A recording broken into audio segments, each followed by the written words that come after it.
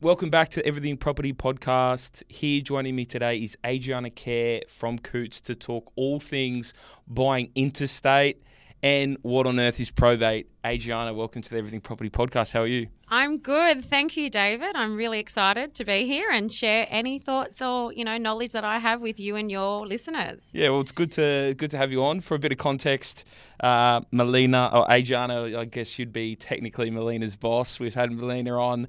I've been working with Melina for a very long time, so I thought I'd also, if Melina is as good as she is, then you must be pretty decent as well. Oh, so I thought that's lovely. I am titled her boss, but I'm pretty sure she runs the roost. She's pretty much a dynamo in the office. Yeah, that's why we've got the big guns, especially for the property investment course.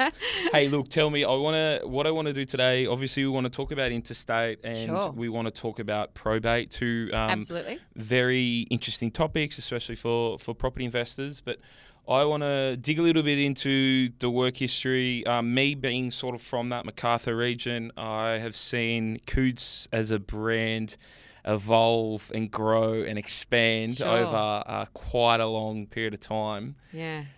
So I want to sort of dive back to see what were you doing before you started Coots, Adriana, back in the day? Well, Dave, I'm like you. I am from the Macarthur area originally and a Camden girl. I went to Camden High and I've got that story and lived on the land. Yeah.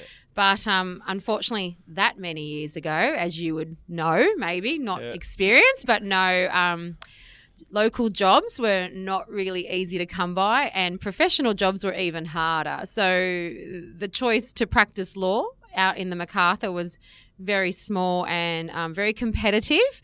And so that found me travelling into the city with some amazing opportunities. I was very lucky to work for some large law firms like Clayton Utz and Ernst & Young Law. They had a legal arm and I got to work in their commercial and property there.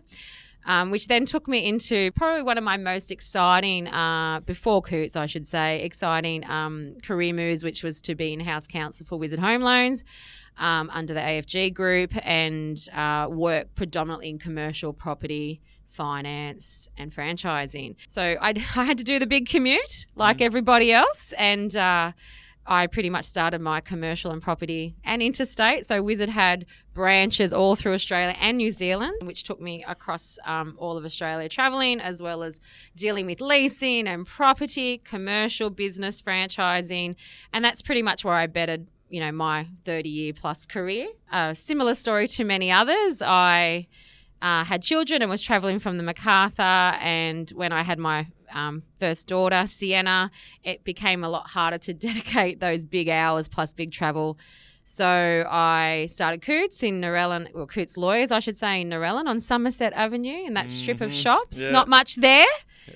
And it was me and two others for about 3 or 4 years until I decided that I really wanted to make this something big. Yeah. Was it always law in school, uni, graduating, coming out of that? Is that what you actually wanted? I didn't always want to be a lawyer. I mean, that probably didn't come out of my mouth until the senior years. Yeah.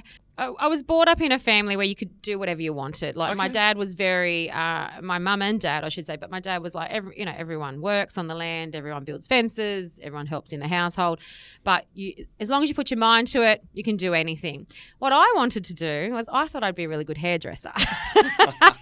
So maybe that's the talking and the opinion and advice side of it. I don't think it's much different to hairdressers. Yeah. But I actually I think I wanted to leave in year 10 and it was my year advisor and he said to my parents, well, she's a little bit clever. Maybe she should stay on and see if she can get into uni because I'm the first in my family to go to uni. I should probably put that on the table. Yeah. Both my brothers are in trades and my parents are migrants who came here and probably, did more labour work, if I'm being honest. And so it really wasn't something I saw until I was encouraged by my school and the environment around me. And I did get the mark. So at that stage, I thought I might do accounting. And then because I was good with maths, I was one of those people that can read maths like English, as in it just came quite naturally. Mm-hmm. And it's the vein of a lot of my lawyers in my firm because they don't see it that way, and we have a lot of fun with that. But maybe that's the property and commercial in me as well. So when I got the marks, I switched that to a double commerce law degree, majoring in accounting, ironically. So I don't know. I fell into it, but I love it. I love it. I think it was more I wasn't as ambitious to think that I could do law, but once I got the marks, I was like, I definitely would love to be a lawyer. Wow. Yeah. Okay, and then it transitioned into transformed into that. And I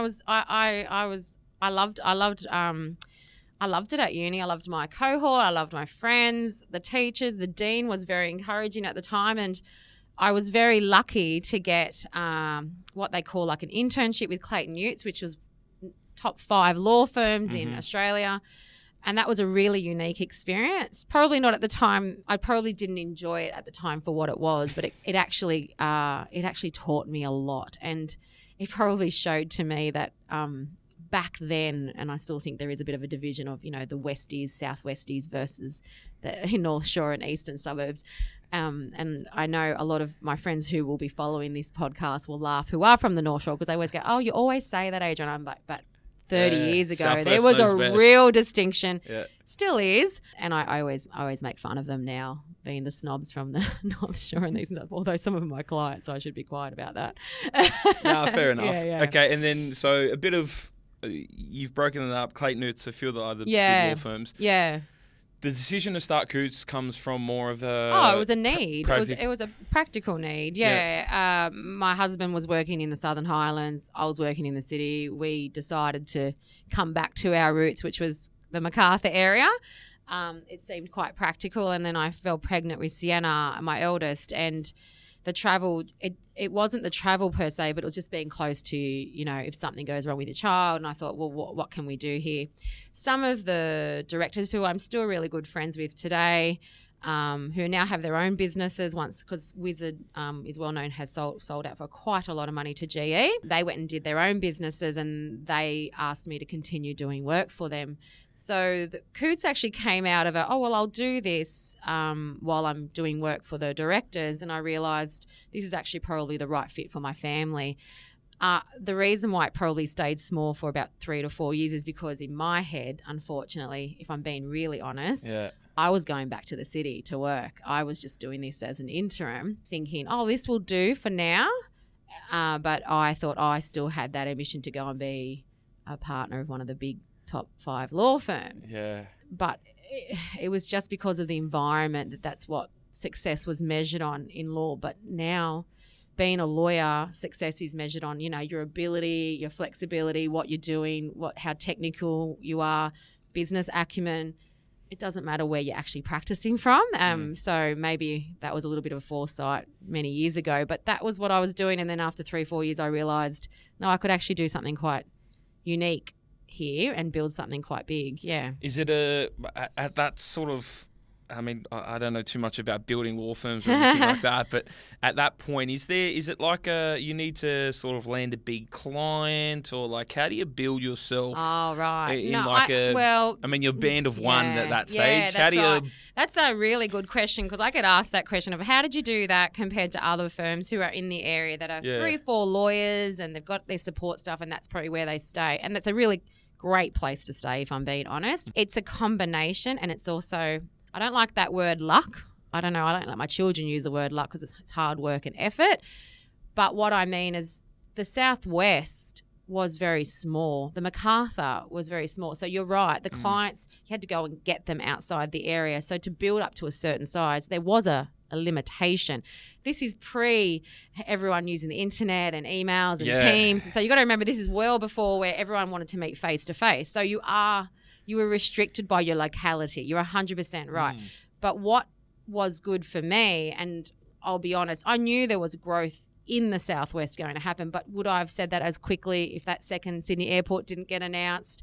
If we need more, lots, house and land packages, I don't know, but no one foresaw, well, maybe the developers did, that what was going to happen in the next 10 years. So yes, it is a combination of clients, and I think technology as well was advanced in the way we meet and see our clients. So my client base opened up, not just, past the Macarthur, but also the development in the area. We grew with the area. So with that, what I found actually harder was to obtain staff, because people still had that perception, David, that, for me to be known as a great lawyer, I have to work in the city or for one of the firms. Yeah. But what I did end up, and it took me a while to get there, is to create an environment where people were like me, young mums who had, aspiring strong careers in larger firms, who really couldn't make that commitment anymore. So I decided to take my experience and my why, and then share that why and build an infrastructure to support mums or up-and-coming families or people who need to support their family, carers. It's not just children, to have a good practice, a strong practice that lets them do really great legal work, because that's the other thing. You've got to make sure that you're giving your lawyers, that opportunity as well. So that then there's that chicken and egg. Well, we've got to get those really good clients. Can't get the good clients unless you have a really good team. Yeah. So it was a hard growth period, but I was really focused on getting certain staff in and certain technical, and I believe I found it easy then to advocate to the clients and say this is where you should be, and clients moved out as well. What's your sell to them then if, like as you said, if it's a young aspiring lawyer or someone to an employee, or do you mean to a client? Like if I'm a young aspiring employer and I see Coots pop up versus the city. Obviously, the city's like, everyone wants to go in there. It's the glitz and glamour. Is it just the location and the proximity to your family, or how did you sort of sell that in the early days? It's a really good question, because it's a different sell. Back then, it was all about travel and commitment and time and valuing your time, and people probably didn't value as much as they do today, and they didn't realise what they were, commuting 2.5 hours. So that's on one day times 5. Everyone was working 5 days a week. It was very unusual in the legal industry to be in a hybrid role or 4-day role. We're talking now a very different environment. But back then, it was very easy to sell and say, you don't have to commute. I also invested in infrastructure, which cost me a lot of money, which allowed people, which was very similar to the big firms where they could log in from home. Now, this is all before what the infrastructure we have now. It's like when you talk to kids about CDs and all they do is press a button and live stream music. They're like, what do you mean you had to go and buy something and physically put it in?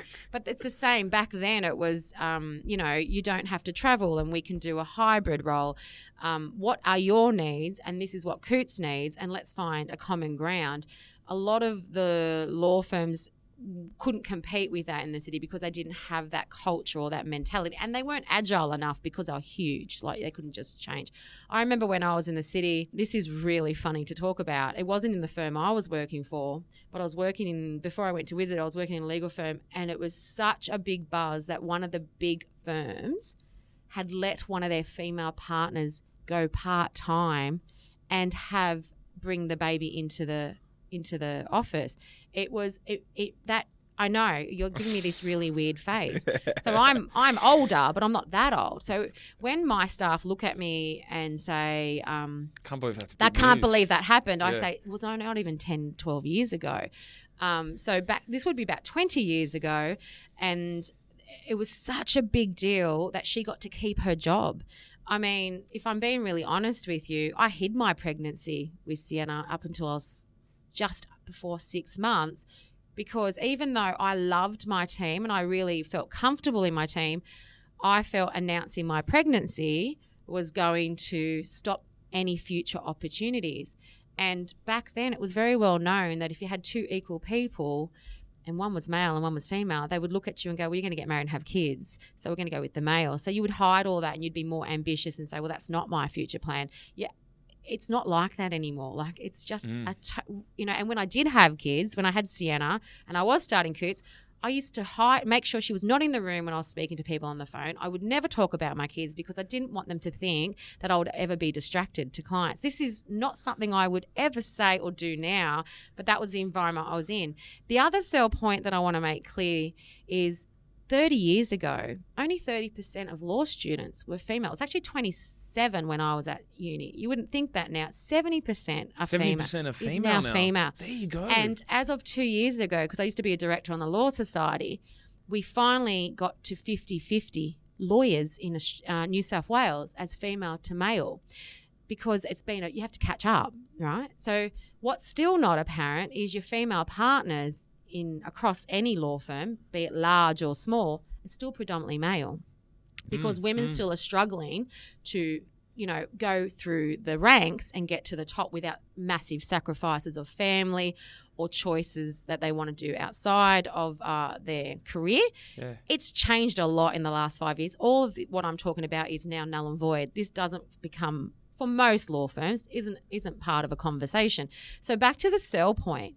One of the big sell points I made was that they would be in an environment where they could talk about women issues, where they could talk about their challenges, where they could talk about, I'm feeling sick, I've got my periods, sorry for your listeners. But, and I would sit there and go, yeah, I get it. You need to go home, right? Even feeling safe in a legal environment. I don't want to throw anyone under the bus, but there's a lot of negative things that happened in the beginning of my career that I just accepted was the norm, as in I had to accept that if I wanted to work in the legal business. I think we're everyone's sort of on the same path with what it would have been like that time ago. That's right, and everyone normalised it and accepted it, and I accepted it because I thought, well, I want to be in this industry, and I'm really passionate. I became really passionate about law and giving people access to great advice and being able to work with clients. I loved it, love that buzz. But some things you do accept, and now I look back and go, would I have let my daughter in that environment? I would be absolutely mortified. So you what was said to you, what was implied, what was said when people didn't feel like, if they were intimidated by you, you're a bitch or a bulldog or something to that effect. If they thought they could intimidate you by, drawing on your sexuality or your looks, they would go that way. It was all tactics, and you had to be prepared for that.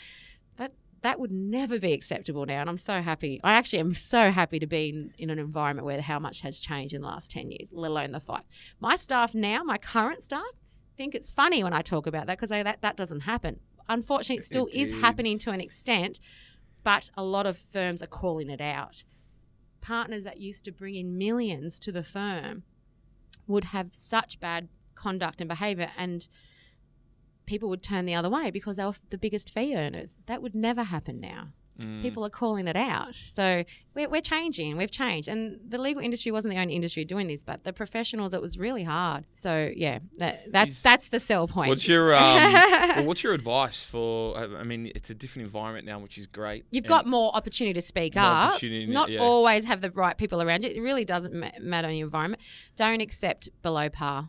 Don't accept it. Speak up for yourself. But I actually think the new young lawyers or new legal fraternity are doing that, and they've got so much opportunity to invest in themselves. There's more resources. I can't see how anyone would be accepting that, because if you're successful at a firm and you're not in an environment that's encouraging, you'll be even more successful somewhere else or on your own, and that's my advice. So don't be intimidated that no one else, you won't be able to do what you're doing somewhere else, because you'd be amazed. That's true. And there's going to be law firms throughout Sydney with definitely females and absolutely and opportunities. Absolutely. So you've grown out now. What's the current size of the business? It's just the staff is 50, and we have 8 offices, but 2 are virtual offices. So Parramatta and Sydney are more supporting our litigators when they go to court, because unfortunately, this is something I'm really passionate about, because we were talking about this before.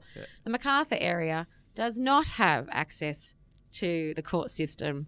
We have a court in Campbelltown. We have, I don't know how you would describe the Picton Court. It's a bad excuse for a courthouse, and I feel really sorry for a lot of our our DV clients, people who have to be in a space of what we're sitting in today with they're the victim and the person they're accusing is in the room. And there is little rooms, side rooms, but there's a little Camden courthouse too, isn't there? Well, no, that's closed. It's been closed. Oh, there you go. It's been closed. I think that's 10 years it's been closed. So we don't have a great court system in the Macarthur. So it's basically Campbelltown Court, or you're in Parramatta or Sydney. So my answer to your question was 8 offices, but 2 are virtual, just to support us when we're in court. And we have just under 50 staff. 50 staff, 8 offices. What's your biggest learning to growing out to that size? I'm still learning. That's the sigh for me. And that's the key. Yeah. You have to be agile, and you have to change to the environment. And sometimes you have to be courageous to lead the change in the environment. So I don't know if we're there anymore where we're leading, because I think the environment of what's acceptable has caught up. But 15 years, 10 years ago, so when you sort of those milestones with Coutts, I was doing things in the way Coutts was portraying itself.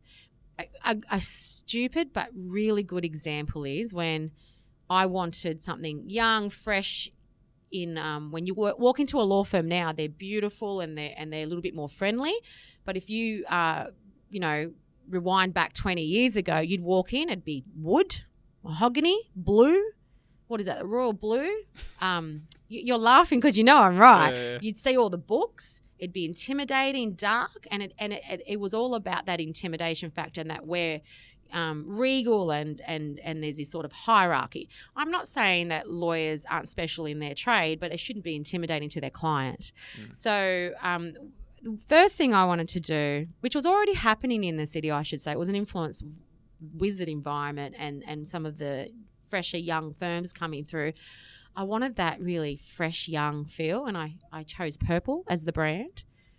Now, that seems really nothing in today's world, but I reckon I copped so many nasty comments from law firms and lawyers on the other side in negotiations where they thought they would call us the Purple Palace or we're a joke of a law. Yeah, we're a joke of a law firm. Jesus. Because of the colour purple. And I used to sit there and go, I just chose purple because it was young, fresh, and I love the colour. I just didn't want brown, and I didn't want mahogany, and I didn't want blue, which is pretty much was 80% of the firms. Now you see green, now you see lime green, you see I love it. I think it's great. And then I wanted that feel of, now this is really funny, but I thought, well, I make a lot of decisions in my household, and a lot of it is legal decisions. And I did consciously think a lot of females subconsciously probably make the decision in a partnership of who to use when it's something for both the couple. So I actually renovated or fitted out the offices to look more like a day spa. Like you come in with that white and pristine and beautiful lounges, and because you're relaxed and you let your guard down. And what do you do when you speak to hairdressers or you talk? And that's what your lawyers are. You're there to tell them everything and feel relaxed and in an environment that you're not intimidated. The intimidation's for the courtroom. The intimidation's for your opposition or if you're in a litigation matter, but not for your clients. So that's how we, if you look at all our offices now, we've done many renovations since, but we've now got that natural wood, that not the mahogany wood, but the natural wood and the stone, and just make people feel really calm, and and the internal plants and things like that. These are all obvious, but they weren't 10 to 15 years ago. So yeah, anyway. Cheeky way to increase your billable hours too, if you just get them talking forever, right? Oh, well, we do fixed pricing, David. Don't sell us terribly. But you're right. You're right. You actually, it's the opposite. They talk more, you get more up front. You don't have to go back and forward a lot of times, because sometimes people only tell you what they think you need to know, and you're like, no, I need to know everything. Yeah. Just had to try it. It's really incredible to hear it from sort of your perspective and what we're having back in those days. Obviously, us as just general listeners have no idea what's going on. There's and that's good. There's stereotypes and that kind of stuff, but it's really, really interesting to see how you sort of position yourself, how you sort of build out your team. You also run pretty heavy on as well, like a female to male staff ratio. We do. And people think it's deliberate, but it's not. So I don't just hire females. That was something but you've also got to market what you are and what you're good at and exploit that. So that's probably where people get it wrong. Because I consciously created that flexible environment and thought, well, I want people like me, like attracts like. So predominantly females wanted to work for Coutts. We've got males in the firm, but obviously the leadership team is all female, and I really promote that because that is something unique, not just externally. I mean, having a lawyer is not about being male or female or whatever. It's about finding the right lawyer for you, and sometimes females can might be the better fit for you, but sometimes a male might be the better fit for you. So that's not really what we were about.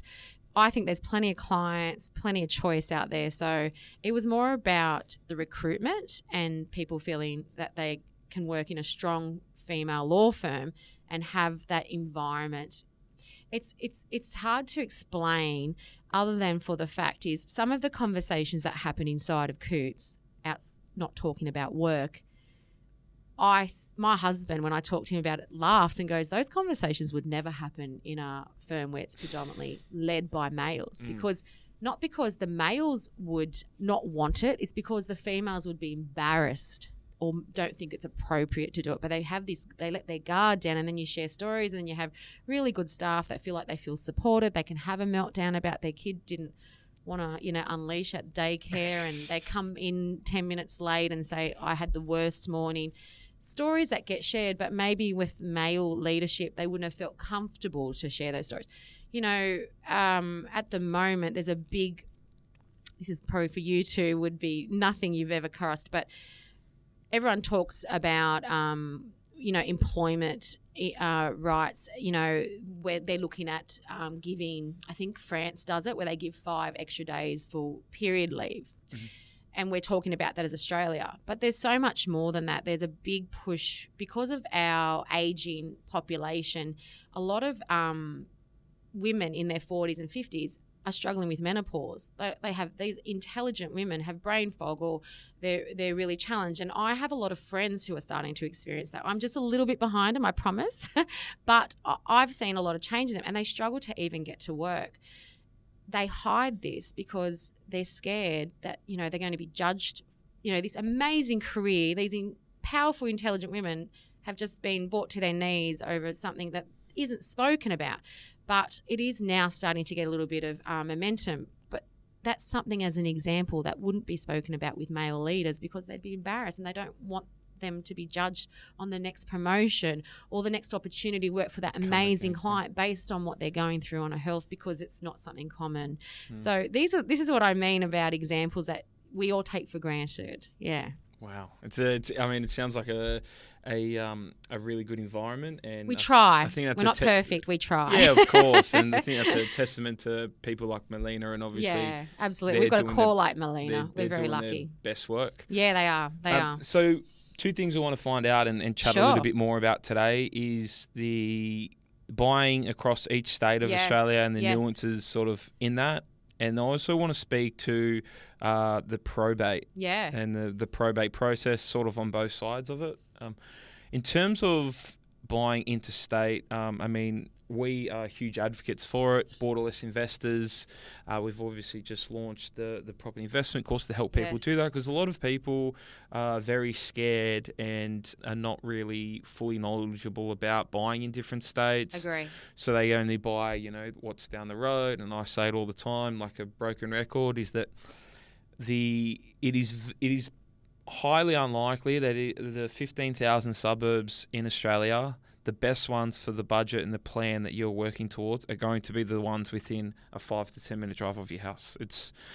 Obviously with the numbers, it's crazy small likely of that happening. So we as property investors need to sort of be able to branch out and buy interstate. Agree. So what are, if you can give us a rundown, what are the different nuances between each of the states when we're purchasing? So I'll just quickly talk about one thing, and I'll talk about the difference in states. So the reason I believe in investment in Sydney market, maybe if I just lock it down to the Sydney market, that's so 10 years ago, if not longer. You're 100% right. And I'm not a financial advisor, but you see it every day, the average Sydney price. So how do you see, and then we've still got rental returns that are, quite good, but in percentage-wise, nothing in compared to interstate. Interstate's always that little bit behind. In my career, and I've always done interstate, like I explained to you prior to us recording, that when I worked for Wizard, we crossed all Australia, so I understood the national market, and I gained the experience there. But a lot of lawyers, property lawyers and licensed conveyancers don't work interstate for 2 reasons. Licensed conveyancers can only work in the state that they're licensed. So it doesn't mean Melina, for example, she's licensed in New South Wales and she's a New South Wales expert, and licensed conveyancers are amazing at what they do. But for her to then practice in Queensland, she'll have to be separately licensed in Queensland, and so forth and so forth. Lawyers such as myself, we're accredited in our state, and then we can get accreditation across Australia, which then allows us to practice across Australia. But property law is not a federal law. And so as you said, it's different in every state. As is the financial side of it, so is the legal. So every state has its own set of rules on how you buy, what stamp duty you pay, what taxes you pay. Some, at some stage, Queensland was tax-free on land tax, but now they've changed it. Victorian has heavier taxes. So that is the reason why a lot of people don't practice across. But given what I saw 10 years ago after starting Coutts, and it wasn't really a big demand, then people such as yourself who've now shared knowledge, because I do believe that's the only thing is people don't understand it, they won't touch it, but they know when they see the figures it makes sense, but they just are scared. They need the professionals like you to say, this is what will happen, I will hold your hand, and this is what you do.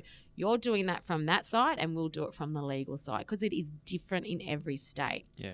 So back to your original question, yes, so we found in the last 10 years a lot of knowledge was starting to come to the market. A lot of people who were getting in early, and if you were in 10 years ago, you're a legend and you're killing it. But Queensland, 10 to 12 years ago was in demand, and it was such an untouched market due to demand, and people were quite financial and had a bit of extra money. Queensland became the thing to buy in. So I was like, well, I understand the property law, and I obviously retrained myself up because law changes quite a lot too, and the rules change and stamp duty changes.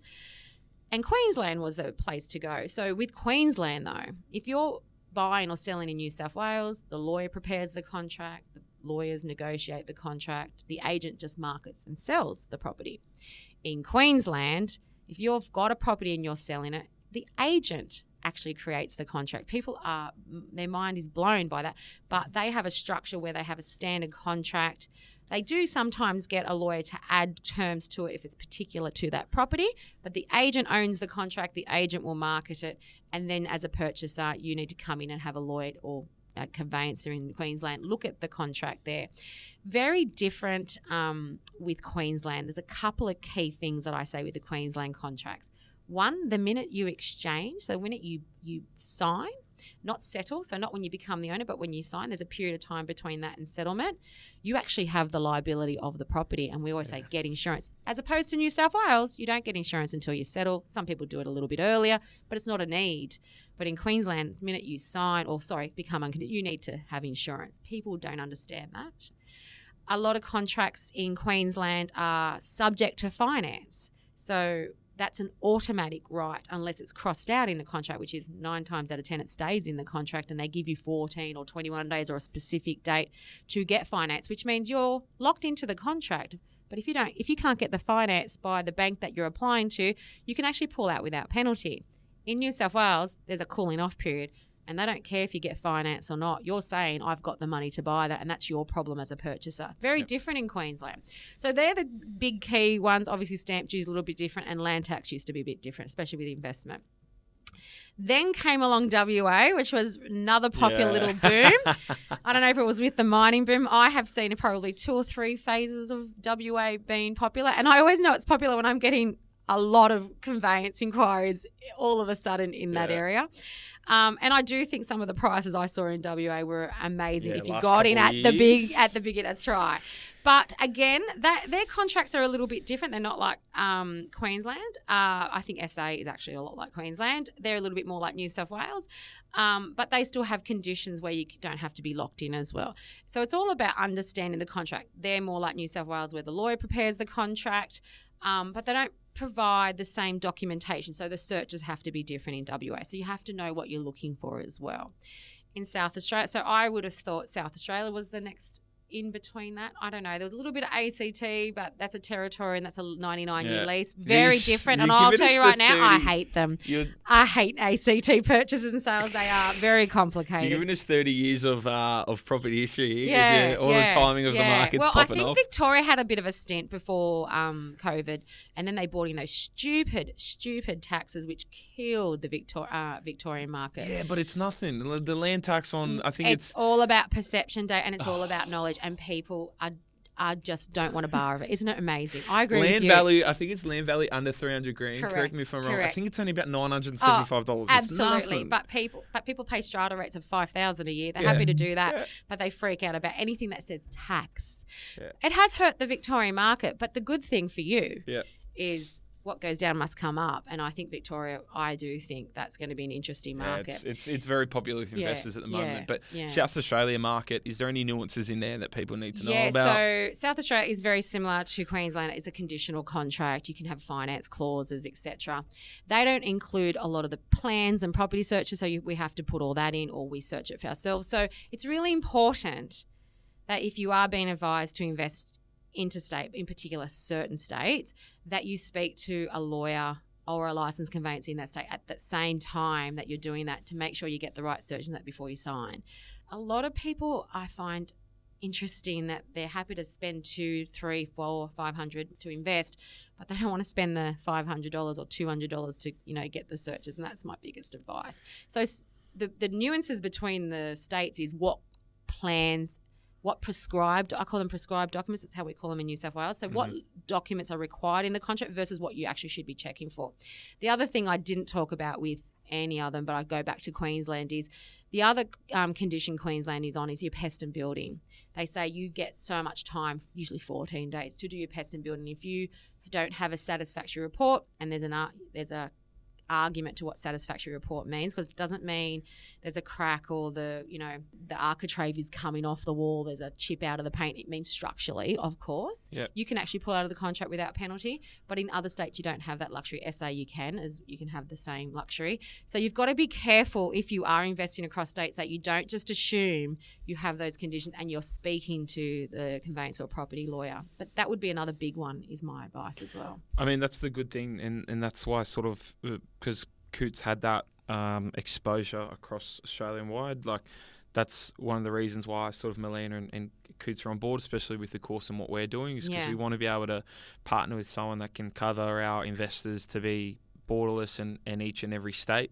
What about at the moment, you've seen it pop up, it's trending, Northern Territory, Darwin. Oh, Darwin. Oh, wow. Yeah, so Darwin's a territory as well. So you've got the leasing, very similar to the ACT. So people might not understand what that means, but you actually aren't an owner of the property. You're leasing it, but it's a 99-year lease. That's why they're territories and not states, and it's how the ownership of the title is. In relation to purchasing, though, other than understanding that, the steps are very similar. You obviously have to do your pest and building, you got to get your finance. The contract's a little bit different in its terms because it's a lease, and you do still get your name on the title, but it's a right to occupy for a period of time. Now, those leases will get renewed, but at the moment, that's what people need to understand that they're buying. Darwin is a great market. I was up there 18 months ago, and I was very surprised how much I really enjoyed Darwin. So I can see the attraction, and it's a growing area, and I seem to hear that name, let's go look in Darwin. The problem is it's just so remote. So the chances, I don't know, I'll hand over to you about how to, if there's rentals for it. But I know a couple of financial advisors have literally located an office up there. That's how much it's changed. Busy. Yeah. Oh, I mean, one thing that's probably most important for anyone listening and thinking about investing, I always say, and it comes from obviously a lot of the narrative that Matt from H-Tag pushes as well, is people come into areas, come into suburbs, come into states with preconceived stereotypes of about how that state is. So even New South Wales and the south, some of those southwest suburbs, even some in Victoria. I mean, you went back to, say, the boom in Queensland 10 years ago. Like, if I was coming to you 10 years ago and telling you I was buying in Logan, southeast Queensland, you'd give me a funny look. Yes, I would have given you a funny look, but what would has have it been good done? if you did. Yeah, exactly. But now I think the trend I see, if you are still investing in Queensland, is that Townsville. Yeah, Townsville's definitely had a run. Yeah, it's probably coming off the end. No, I but definitely think it's come off, but there's still people who are very interested. There's still some plus double digits growth. But if you had mentioned Townsville 10 years ago, people would say you were mad. Yeah. They would have said, you don't know the area, there's not enough people to rent your property. If they are going to rent your property, It's they're going to damage your property. But this is the myths. Yeah. Yeah, same with law. The Same thing. stereotypes. Yeah, that's is right. That, and we run through a process, and we have a process of it's just data. It's take the emotions away of it. That's take right. the stereotypes away That's of right. it. If Darwin is the best place for the money that you're willing to spend, It's all about return. or your budget, Yes. that is the place to go. Whether Yes. what you've heard on your news, what your mum tells you, Yes. what the dog down the road says on That's the morning right. walk, it's being able to go into those markets and I think it based on also data. depends on your objective. Like if you're in the market for investing market for 5 years, or in the investor market for a longer period of time, or a short. You're ticking off all the points we cover too. You Yeah, can't just say whole-term Darwin period. is it, or Victoria is it, or SA. It depends on a lot of key factors. So yeah, I agree. You can't listen to the noise, white noise, as I call it. I mean, everyone's piling into Victoria at the moment. It's obviously I do popular see for the that. smart investors. Yes. However, it's like, well, if you're looking to extract equity quick, that might be a market that's still going right. to take a little bit more to kick off. So that's why like things like when you want to extract equity, when you want to, how long you're holding that property is right. You're totally across it. If Victoria, are there any nuances apart from saying inverted commas or inverted brackets, high land tax? No. So let's talk about the positives. No, the contracts they have a disclosure document. Probably I should have talked about that. Some of the states have a disclosure document that New South Wales presents in a very different way, where they disclose the rates, the actual rates at the time, the charges, any encumbrances the property has. So it does do a lot of the searching for you, but I always say make sure you're doing your own due diligence as well. I would say that's the nuances with Victoria. But what I was going to speak about with Victoria, because we talked negative, we should also show the positive. They've just passed legislation where you can delay stamp duty payments. They do charge interest for it, but if you fit their criteria, and I wouldn't be able to tell you the criteria off the top of my head because it is a little bit convoluted, but it does fit a lot of people, you can actually delay your stamp duty for 10 years. So that is a really attractive way into the market. Can you make process payments on that? I believe you can, and I Okay. think that's the interest. But I think you can actually delay it for 10 years and then make the payment. So that's even more so. So if you're someone who's looking to buy and then sell out in 10 years, you could then pay it at settlement of the sale. So you don't even have to depart But ways. how much interest they charge? Are they charging government type interest or what? Well, they're not charging Revenue New South Wales 17.34 interest, but the interest isn't competitive to a bank, no. Okay. But the interest is still better than that. So I can't remember the top of my head, but I literally got presented something the other day, and I didn't think it was that bad. I thought it was like, that's actually quite reasonable. What you're really asking me is, will it be at the same rate as the increase in the value of the property? Yeah, and I think it would be on par. I don't think it would be anything excessive, but it depends. If the market stays really stable, then you're not going to get that money. It's probably better to pay it, which some of my clients do. But at least it's something offered for people who can't get into the market because of that stamp duty and they can't borrow that amount. I think it's quite favourable. The other one I was going to talk about is if you buy in regional. So I had a couple of big commercial clients who, unfortunately, to buy commercial property in New South Wales and Sydney, it's a whole nother level. We talk about, the Great Australian Home in Sydney is not affordable. Well, let's talk about our businesses. Our businesses, unless they're renting, but they want big depots or big commercial sites. Aside from there's not enough.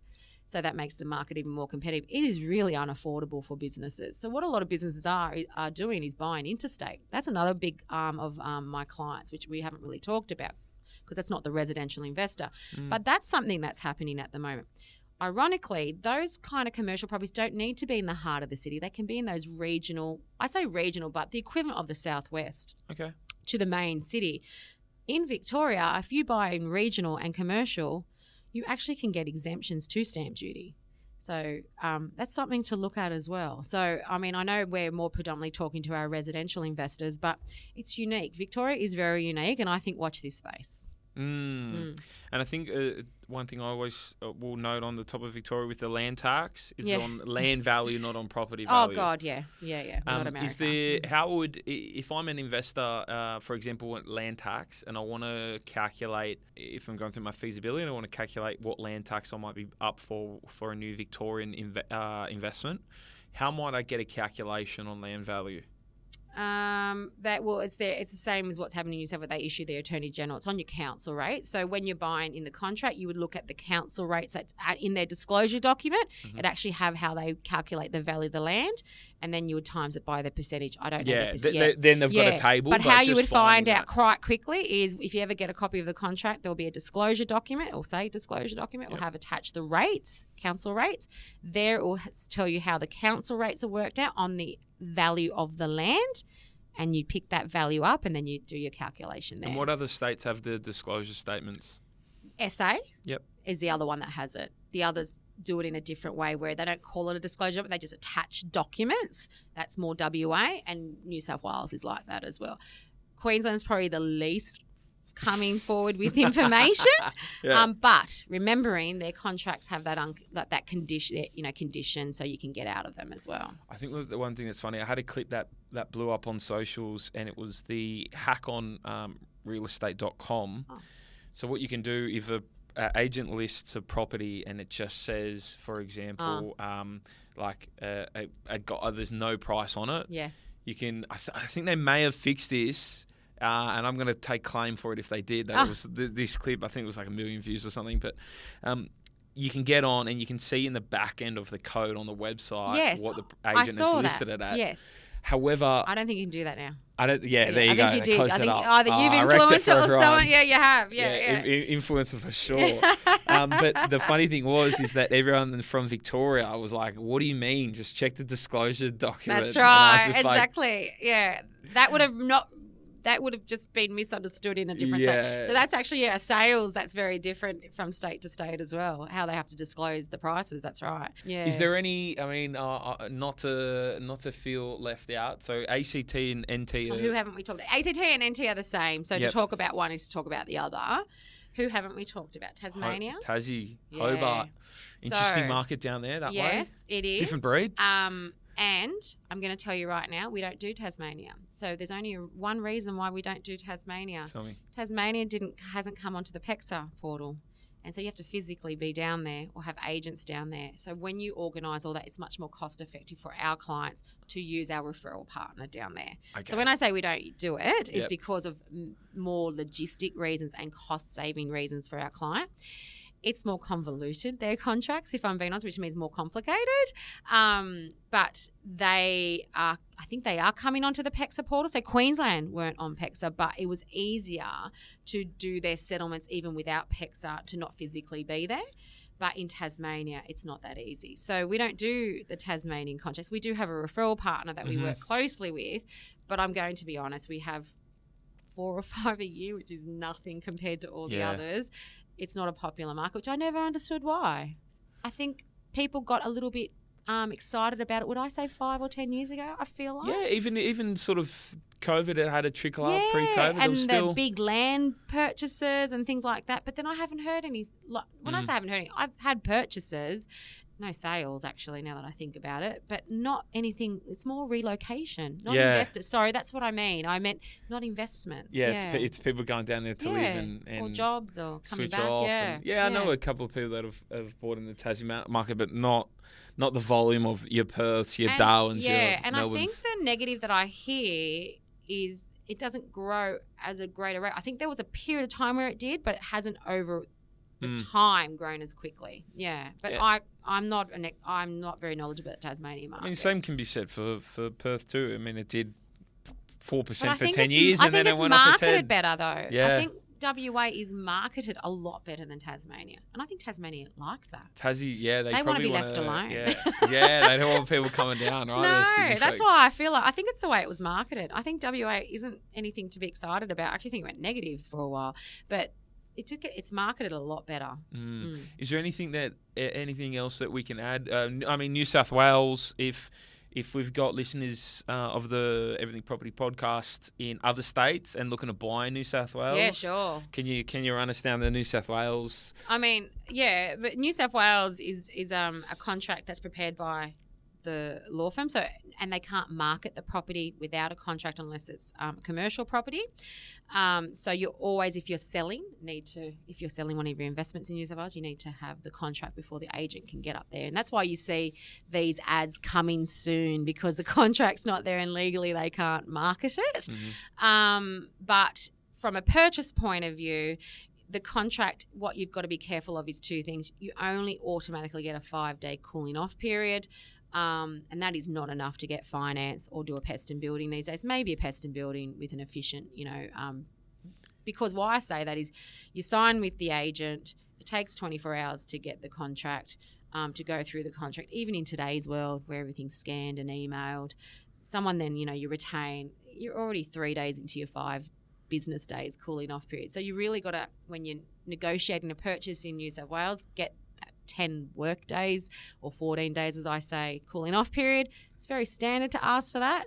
And that allows you to do your pest and building. Finance is a big thing. I mean, at the moment, I think the banks have been behaving. They've been quite good in getting finance to a certain period of time. But God, we were at a stage where they were taking 20 days. And it was so hard to get the vendor in a strong market to stretch that cooling off period just so you could have your unconditional finance. But that's another story. So the other thing I would say, if New South Wales contracts, there's certain documents, they always have to have the title, any, encroachments. So most things will be in the contract, but that building and pest, if you're buying a house or, an improvement on the, and a lot of people think because they're buying newish, because investment usually buys newer houses. Obviously, you get your depreciation and all that. Such a good move to do that. If you are going to buy in Sydney, it's probably the other little benefit. Depreciation is across Australia, but I mean, as in that it's a expensive market. Still do a pest and building, because I reckon our newer houses have got more problems than their long existing the construction, houses. You see the videos go viral online, and I just think, wow. We've got some great builders, but there's a lot of new builders to the market, and the time these houses go up. There's a lot of assumptions made. So, sorry, we've gone away from what's in the contract, but definitely that's not in the contract. And if you are with a new build, make sure you have the approvals, the owner certificate, the pool certificate compliance is a big one. People think that if you're selling, my pool's not compliant, I can't sell. You can actually sell with a non-compliant certificate, but once the purchaser sees it, they'll want to know that it's got to be fixed. But little things, but mostly in your contract, everything should be there that's needed other than your pest and building. You've got to get your finance. There might be a couple of issues on title that might need exploring, but with the investor market, what was big 5 years ago, we were doing a lot in the West. When I say West, I'm talking Orange, Bathurst, further out. That was huge 5 years ago, maybe just before COVID, so maybe I've got my timing wrong. They were starting with the 2 back in those days. Oh, yeah. Oh, gosh. High 1s, 2s. Yeah, and I don't even think I thought that was a good price. I think I just accepted it. But now I look back and go, oh, wow, how did I not think about that? This is true. We will dig into a little bit more at the end of the pod regarding contracts and that, just for our members. But moving into probate, I wanted to also give people an outline of the probate process and sort of what happens when you're buying a sort of like a deceased estate or like that, what happens on that end for investors, because sometimes it comes up. Happened with me personally, as we were saying before. This is an off-market, obviously, unfortunately, a deceased estate. Where it was like it was ironic because they didn't want to agree for a long settlement period. However, the probate process took the same amount of time. Absolutely. And it's taking longer. And it's taking longer. So if you can you give me a little bit of a spiel around, or maybe an explanation around what that process is, what it entails, and how that affects the property? Yeah, sure. So probate, just for people who don't even know that word, because I'm sure you have all ages listening to you, is when someone passes away, they have an estate of assets. In the will, it will say, I appoint Adriana Care as the executor, and I have two properties, one in Camden, one in Narellan, and I want to give it to my 4 children equally. They distribute it. Well, the kids aren't going to they don't want a quarter of a property of 2 properties. What they do is we're going to sell it. So a lawyer or an executor, if they're knowledgeable enough, will apply for probate with the Supreme Court. there's a period of time to do that. Just to even get the application in, there's all this documentation has to happen. Mm-hmm. However, in the background, an estate has about a period of 2 years to obviously distribute assets without incurring taxes. So there is a period of time as well on why people start to do that. And some people take it a little bit longer, and some people take a little, do it in a bit shorter time. But if there's property to sell, they apply for probate. We won't talk about the technicalities of probate, but it takes, at the moment, our office was calculating an average of 12 plus weeks to get probate back. And what that means is a rubber seal that says, Adriana Care, as the executor of the late XYZ, you are now have the authority to sell the properties or to distribute under the will, I should say. But I can't distribute because I've got to sell these properties. I should probably say that. Now, you don't die day one and then lodge probate day two. You have to get all the form work. So in that meantime, the will gets read and you're like, oh, I'm going to be the executor. I need to sell these houses. So I'm going to put these houses on the market when I apply for probate in lieu of probate coming back, because I'm not going to wait 16 weeks or whatever period of time it could be. So I'm going to market because I don't know how long it's going to take to sell these properties. And I don't have the money to pay them. There might be mortgage on it. There might be land tax due. There might be, other council rates. And sometimes you assume the executor, they're going to pay for it, but the estate has to pay for it. There's no liquid funds. You've got to move these along. Put some money in, yeah. So that's why, because people go, well, why wouldn't you just wait for probate? But that's the reason why people put properties on the market. And when you draft the contract, it actually says Adriana Care as the executor of XYZ, the deceased, blah, blah, blah. But when you go to the title in the contract, it will still have the deceased name on it. Once probate has been administered, I can apply for my name as an executor be on that title, which gives me the legal right to then finish the sale. Does that make sense? Yep. Right.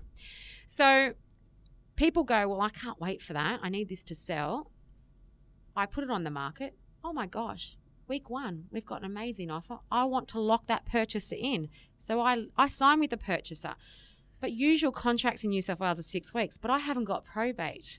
I can't technically complete. I can sell, but I can't because I've got the right of the will. Yep. But I can't complete because I don't have that probate administered that gives me What the title. happens if there's no? What happens if there's no will?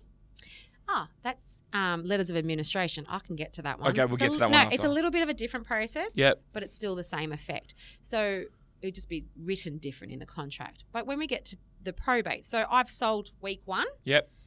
And it's usually a 6-week contract, and I've got to say to the purchaser, we have a special condition. Whilst we'll say we'll settle in 6 weeks, but if I don't have probate, we'll settle within, 4 working days, 5 working days of me receiving probate and me serving it on the purchaser. Sometimes probate will come back quickly, and sometimes it will take 12, 16 weeks. That is if there's no questions from the Supreme Court. Sometimes the Supreme Court has requisitions and says, Adriana Care, you're the executor, but your legal name is your married name. So we need you, then they come back to me and say, we need you to sign a stat dec that says Adriana Care is the one and same person, even though you're Adriana Care under the executor of the will. Yeah. That could be something. That could delay it by another 4 weeks. The title is in one name, but this person was known, ID, the deceased, is under different name, which is really common with our elderly in Australia, where a lot of them came on passports of their parents and they have European names and they've abbreviated, made their names a little bit more English friendly, as I say. So then they're known as Antonio, Tony, so then they have legal documents in Tony, but then they're referred to as Antonio in the will. There can be a lot of requisitions is what I'm saying. So it's not easy when you're selling to say, well, we'll definitely be ready by that date. But you don't want to lose the purchaser. So you lock the purchaser in by saying subject to me receiving probate, etc. As a clever purchaser or acting for a purchaser, you don't want to miss what else is going on in the market. So you might put an end date to that and say, look, I'm happy to wait around for probate, but if it takes longer than 6 months, I'm out of here. And you would ask and negotiate that. That's why it's important to have, a lawyer or licensed conveyancer act for you there. But that, in essence, is what probate is. What about if the will is challenged? Okay, so that's even better. So, for example, if Adriana Care is the executor, but there is 3 kids in the family and one kid Was left out. Yep, wants which to happens, challenge. yep. How does that fit into this mess? Yeah. So we would strongly advise when you're lodging probate, we would ask, the whole point of lodging probate is because then it gets advertised and it's a period of time to challenge. You have 12 months to challenge a will, by the way, from the date of death. After that, you have to seek permission to be outside of time, and it has to be a really good reason to be granted that. It's very rare. So you've got 12 months. So if we had a client as an executor or the deceased estate's will, and they said, I've got 4 kids. Oh, sorry, the estate there's 4 kids, but there's 3. We'd say I really would be reluctant to put this property on the market unless you're sure that number 4th child who was left out or ex-partner. There's so many challenges, and I'll explain that in a minute. It doesn't challenge. So the other problem we're having at the moment, and why I say don't market the property, is the blended families. So a lot of couples getting together later in life, they have their house, she moves in, he moves in. I don't really care which way it is. She owns the house, he moves in. She has 3 kids, he has 3 kids, adult kids. And he hasn't changed his will, or he has a will and says, I'm leaving it all to my kids. And she says, hang on, I've been his partner for 10 years. I'm expecting some of that estate. That's a challenge to the will. The kids might agree with that, but she's still got to challenge the will in essence to get the distribution. In today's world, we are really struggling with blended families, people trying to make wills, because it's a really hard place to navigate. The other thing I want to go back to is when you're purchasing property, which we didn't talk about, which does affect probate or a deceased estate, especially if you're, as I say, not your main house and not your number one relationship or marriage or partnership, whatever it is do you buy it as joint tenants or do you buy it as tenants in common? Because if you buy it as joint tenants, we know you can have any will you want. It doesn't mean anything. Joint tenants in in New South Wales says it automatically goes to the surviving party. So if you and your partner get together and you buy a property and your intention is to give your 50% to your kids from your first relationship, second, whatever it is, unless you buy it as, tenants in common, I don't care what you write in your will. And they can't even challenge it. I need to make that, so it's really important to have the right property team when you're buying as well to explain that to you, because sometimes people have existing wills and think it will just, follow what properties they buy. So blended families, which is the norm, really need to think about how they structure their assets and purchase and how they structure their wills. Otherwise, challenge is our future. More and more wills are being challenged. Wow. So back to selling, yep. I would be advising pull the property off the market, because what you're doing is you've got something that you can't settle on. You don't want to be sued. You don't want the estate to be sued because the purchaser says, well, I was supposed to buy that and now you can't complete because when that will was challenged, the Supreme Court said, actually, that house needs to go to someone else. The purchaser technically could sue you under the contract. Sue the estate under the contract. So you've got to be really careful. That's what I was going to flip and be like, a lot of people out here, investors and buying. So that's if right. I see that and that comes up. Yeah.